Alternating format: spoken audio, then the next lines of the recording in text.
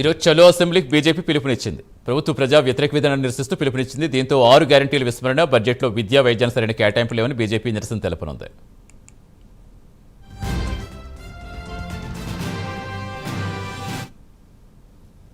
తాజా సమాచారం ఇచ్చేందుకు మా కరెస్పాండెంట్ నాగేంద్ర లైవ్లో జరుగుతున్నారు.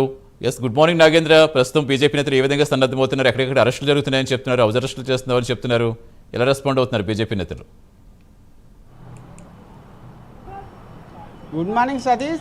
తెలంగాణ అసెంబ్లీ బడ్జెట్ సమావేశాలు మరో కాసేపట్లో ప్రారంభం కాబోతున్నాయి. ముఖ్యంగా ఈరోజు ప్రధానంగా బడ్జెట్కి సంబంధించినటువంటి అంశంలో ఈరోజు ప్రధానంగా చర్చ జరగబోతుంది. మరొకవైపు తెలంగాణ బీజేపీ ముఖ్యంగా కాంగ్రెస్ ఎన్నికల ముందు ఇచ్చినటువంటి హామీలు కానీ ఇతర ప్రభుత్వ వైఫల్యాలకు సంబంధించినటువంటి అంశంలో ఈరోజు చలో అసెంబ్లీకి పిలుపునివ్వడం జరిగింది. ముఖ్యంగా మరికాసేపట్లో బీజేపీకి సంబంధించినటువంటి శ్రేణులంతా కూడా విడతల వారీగా అసెంబ్లీ ముట్టడికి బయలుదేరిపోతున్నారు. ముఖ్యంగా బీజేపీ ఒకటే డిమాండ్ చేస్తుంది, ఎన్నికల సమయంలో ఇచ్చినటువంటి 6 గ్యారంటీలు కానీ అదేవిధంగా 420 హామీలతో పాటు అదేవిధంగా మరొక వైపు ప్రభుత్వ వైఫల్యాలన్నింటిని కూడా నిరసిస్తూ కూడా ప్రధానంగా అసెంబ్లీ ముట్టడికి పిలుపునివ్వడం జరిగింది. వెంటనే ప్రధానంగా ఫసల్ బీమా రైతుల కోసం, రైతులు తెలంగాణ రాష్ట్రంలో చాలా ఇబ్బందులు ఎదుర్కొంటున్నారు. వారి కోసం కేంద్ర ప్రభుత్వం తీసుకొచ్చినటువంటి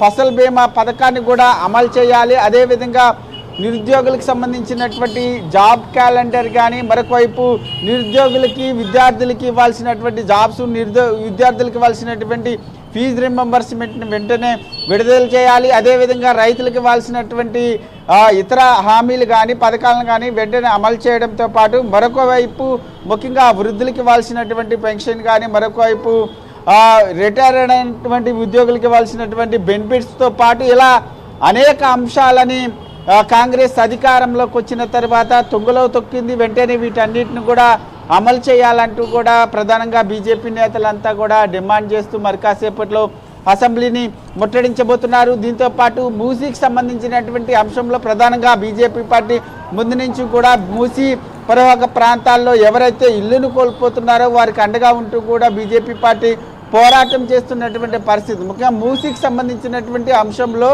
ప్రధానంగా ఎవరిని కూడా ఇల్లు కోల్పోయినటువంటి వారికి అందరికీ కూడా వెంటనే న్యాయం చేయాలి. వారందరికీ న్యాయం చేసిన తర్వాత మాత్రమే సుందరీకరణ చేయాలంటూ కూడా ఇప్పటికే డిమాండ్ చేస్తుంది. దాన్ని అంశాన్ని కూడా పరిగణలోకి తీసుకుంటుంది. దీంతోపాటు మరొకవైపు హిల్ట్ పాలసీ కానీ ఇతర కొన్ని కీలకమైనటువంటి అంశాలను బేరీజ్ చేసుకుంటూ కూడా బీజేపీ పార్టీ అసెంబ్లీ ముట్టడికి పిలుపునివ్వడం జరిగింది.